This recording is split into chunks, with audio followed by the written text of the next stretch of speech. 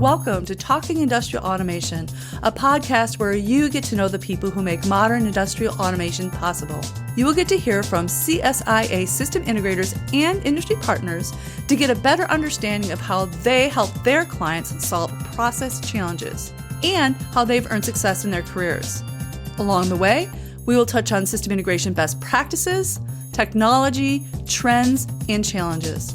Whether you are a manufacturer, end user, supplier, or system integrator, you will enjoy the insights these industry professionals bring to this podcast. Let's get started.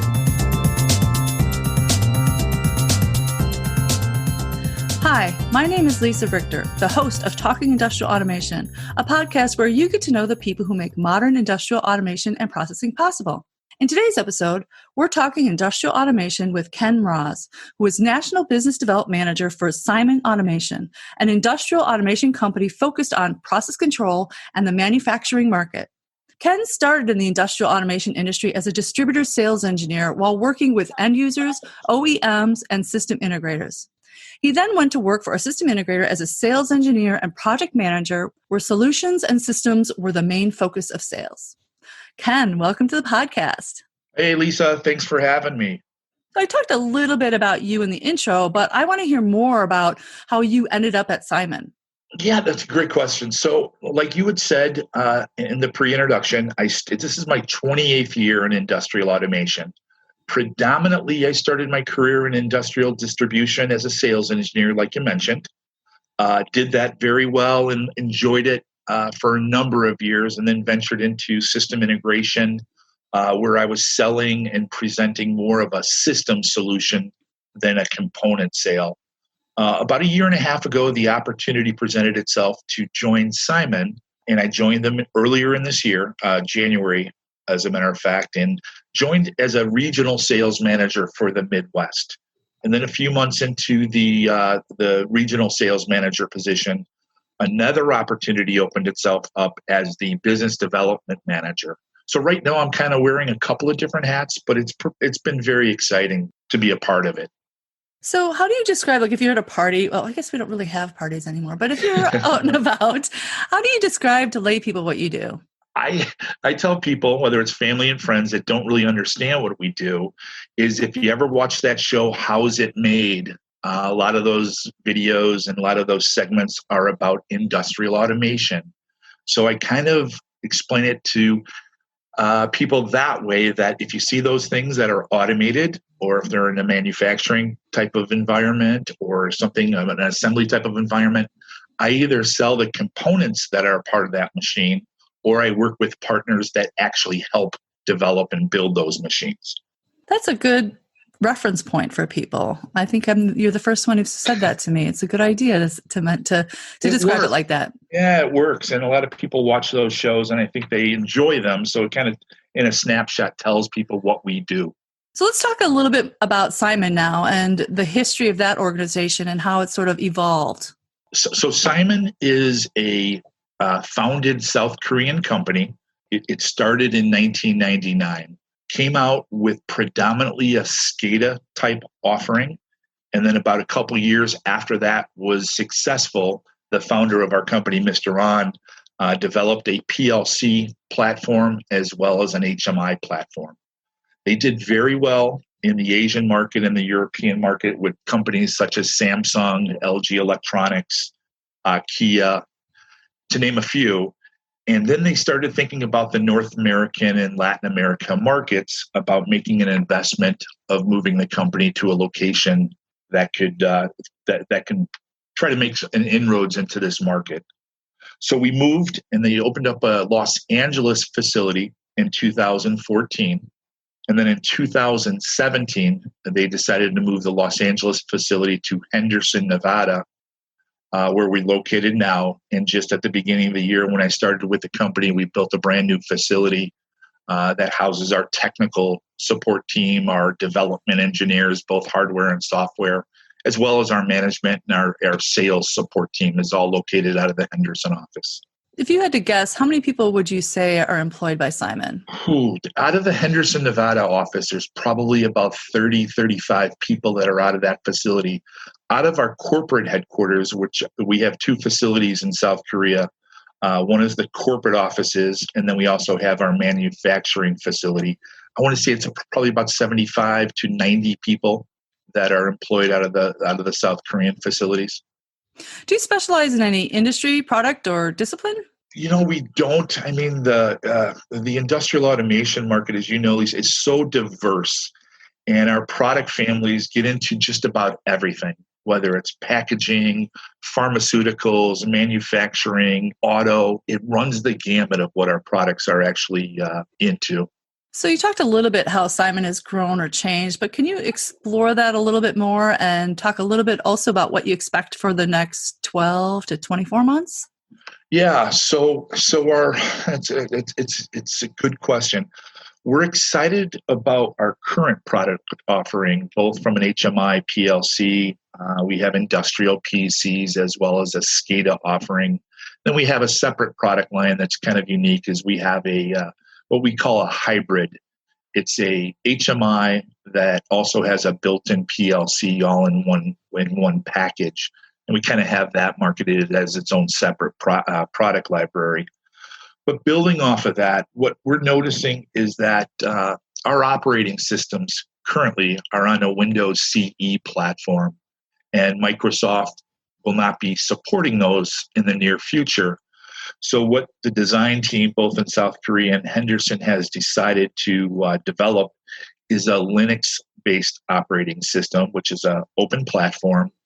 Very well supported, communicates to a lot of different PLC platforms that are out in North America and our industry. So we're going to be coming out with that product line probably the middle to the end of 2021, help customers move into the next phase of industrial automation, as well as we continue to support the legacy product lines that are still part of our portfolio. What would you say is the smartest decision your company's made recently? I think it's the investment.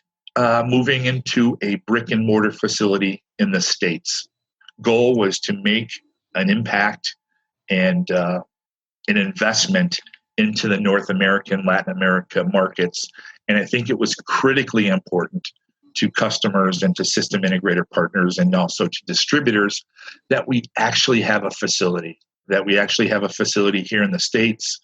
The North American inventory is housed there, as well as all this, like I mentioned, the tech support team is also there, which I think is very important. Yeah, well, especially when you hear all about the disruption in the supply chains and, Exactly. the reshoring that's happening that, was almost prescient, if you will, that they made that decision to open up something physical here. I've also heard people, you're not the first company I've heard that's moved from Los Angeles or California into Nevada. Nevada is making it very, I think, enticing by offering a lot of incentives to companies, and they have the land there and the infrastructure. So I imagine that was probably a good financial decision for the company as well. Without question. Yeah, it was. Yeah, exactly what you had just mentioned as some of the key reasons why the corporate office and the management team decided to relocate, which wasn't far. It's about a 3.5-hour drive from where the previous facility was.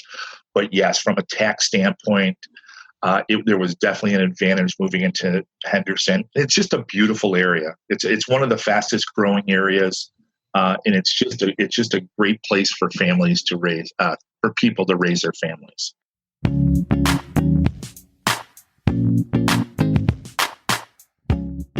I don't know about you, but I am so over 2020.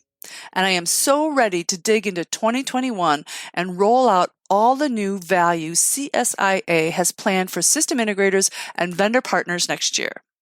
If you haven't heard, we've completely revamped our content delivery strategy for 2021 to include weekly virtual events that will continue the CSIA tradition of knowledge sharing, community building, and networking, but also capitalize on the opportunities and innovation digital delivery offers.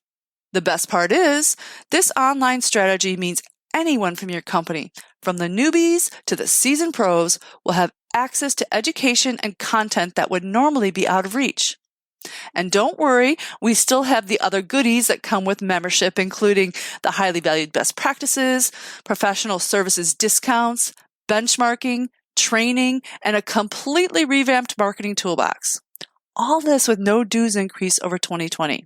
To learn more, visit www.controlsys.org/join-2021. Let's do this.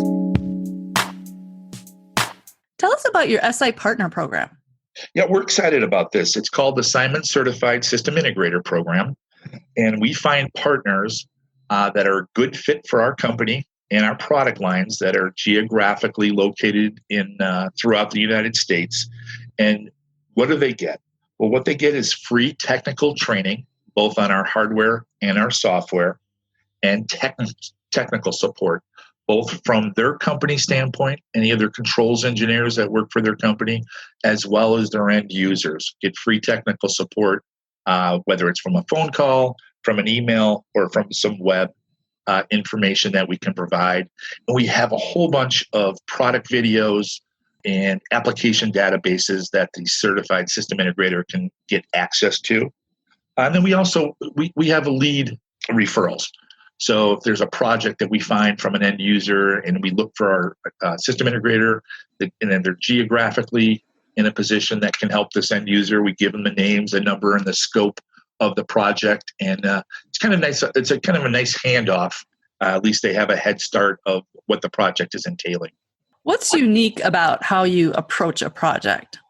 I don't mean to cliche this, but it's providing the right solution for the application.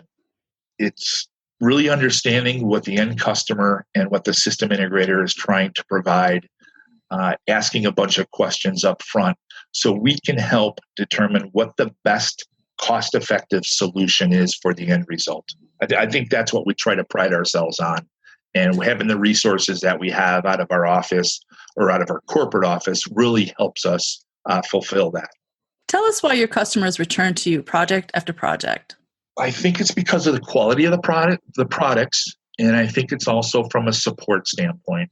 Don't ever let go. We don't ever say that the project is over. We're always available to them for any follow-up questions, any changes that they may want to make to the program, any improvements they also want to make to the to the system. We're always a part of it, and we're always available to them for that. Without naming names, unless you want to, tell us about a project that was super challenging and what you did to solve the customer's problem.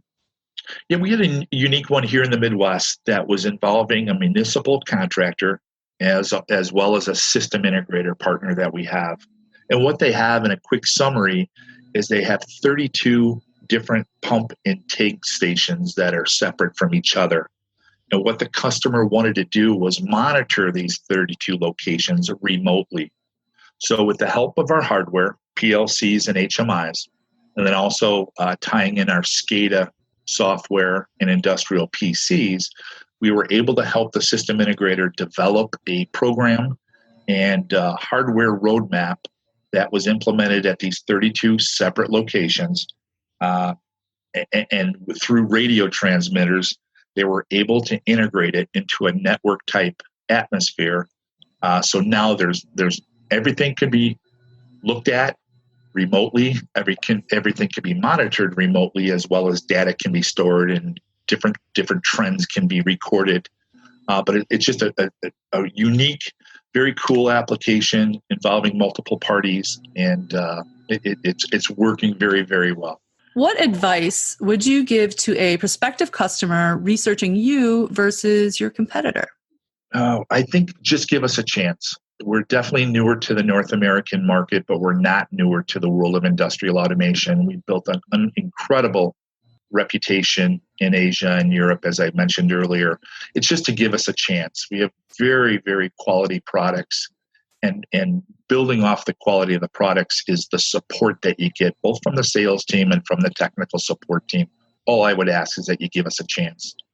What kinds of trends and challenges are you seeing in industrial automation right now? I think the trends are everybody is wanting to monitor and to see things remotely.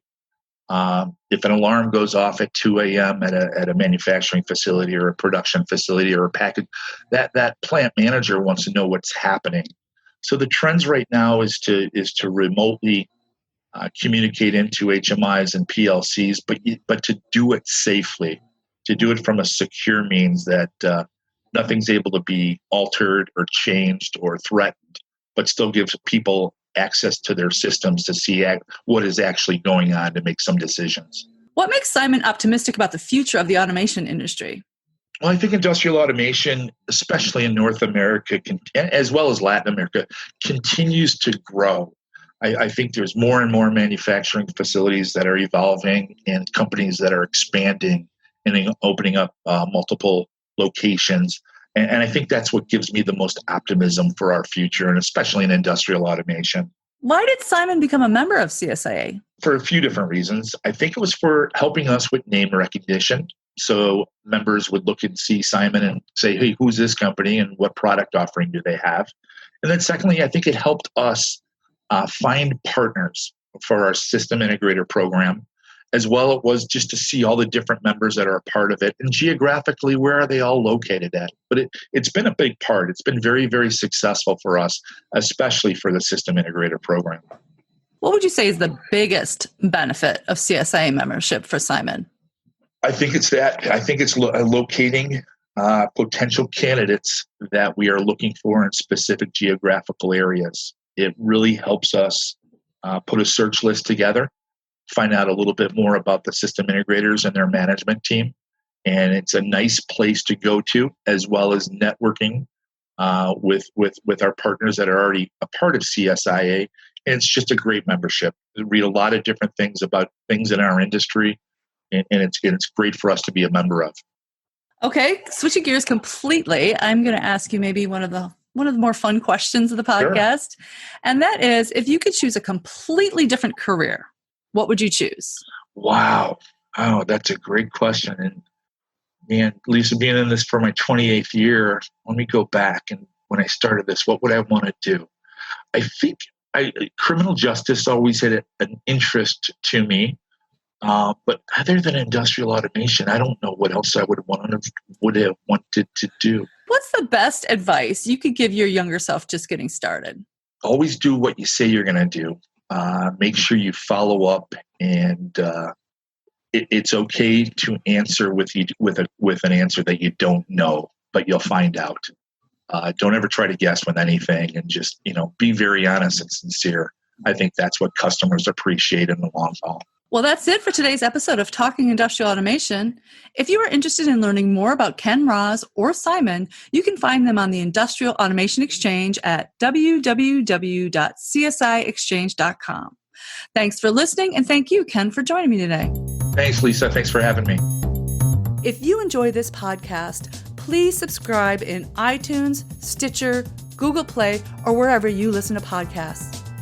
You can also help others find us by leaving a 5-star review and sharing your favorite episodes with colleagues. Thanks for listening to the Talking Industrial Automation podcast. Thanks also to bensound.com and Wistia for the music bumpers. Until next time.